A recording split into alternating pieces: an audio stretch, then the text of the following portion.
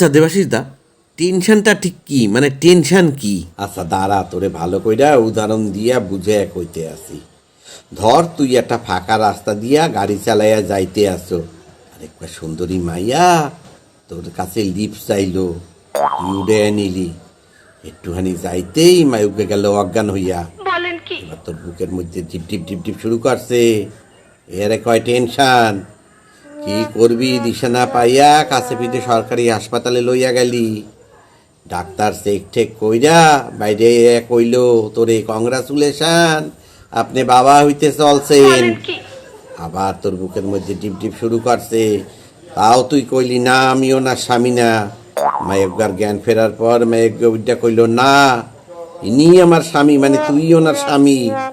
দুইজনের বাঘ বিতরণটা দেখা হাসপাতাল দিয়া পুলিশ ডাকছে। আবার তোর হাত পাও ঝিমঝিম ঝিমঝিম শুরু করছে, কাঁপতে শুরু করছে। এর কয় টেনশন।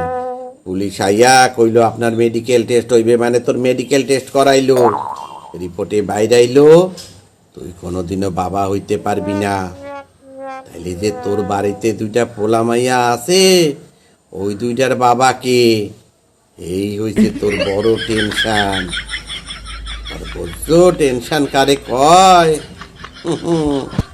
চান্দু, এই নাম টেনশন।